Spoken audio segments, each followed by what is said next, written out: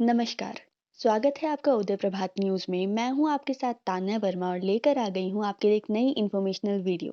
आज की वीडियो काफ़ी खास होने वाली है क्योंकि आज की वीडियो में हम सावन मास के सबसे खास त्योहार के बारे में आपसे बात करेंगे, जो इस साल 31 जुलाई को मनाया जाएगा। हरियाली तीज।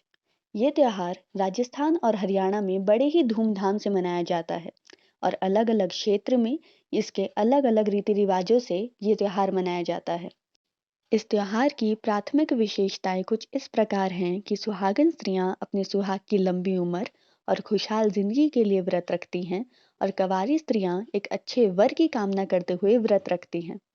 इस त्योहार को हर वर्ष सावन माह के शुक्ल पक्ष में मनाया जाता है। तीज त्योहार 3 प्रकार के होते हैं: हरियाली तीज, काजरी तीज, हरतालिका तीज। हरियाली तीज के दिन महिलाएं चंद्रमा की पूजा करती है और काजरी तीज के दिन नीम के पेड़ की पूजा करी जाती है।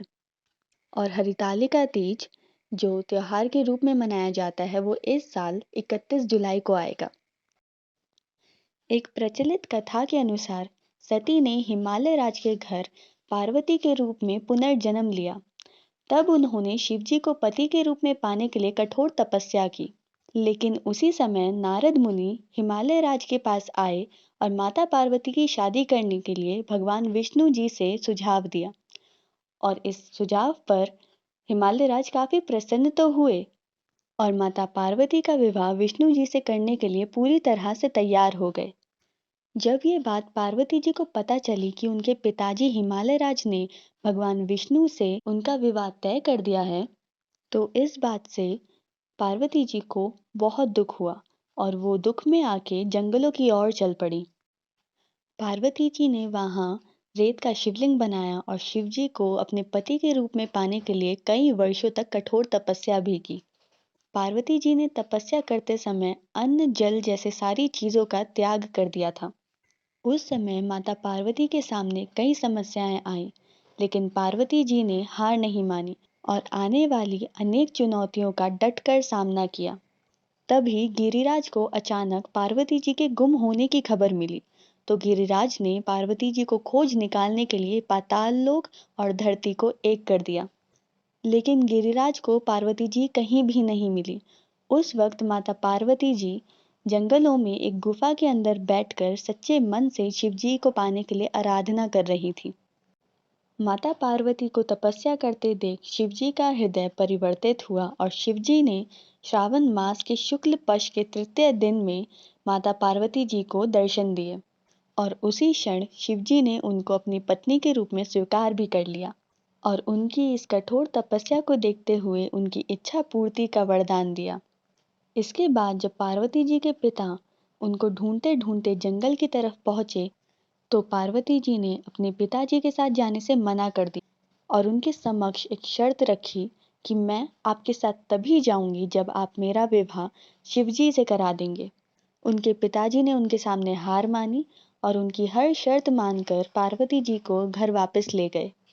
कुछ समय पश्चात उनके पिताजी ने पूरे रीति रिवाजों के साथ शिवजी और पार्वती जी का विवाह करवा दिया। श्रावण मास की शुक्ल पक्ष की तृतीय तिथि को शिव जी और माता पार्वती के मिलने का दिन माना जाता है। शिव जी ने इस दिन पार्वती जी के सच्चे मन से की हुई तपस्या से खुश होकर कहा था कि इस दिन पार्वती जी ने मुझे पाने के लिए सच्चे मन से आराधना करके उपवास किया था। उसी के परिणाम स्वरूप हम दोनों का एक दिन विवाह संपन्न हो पाया।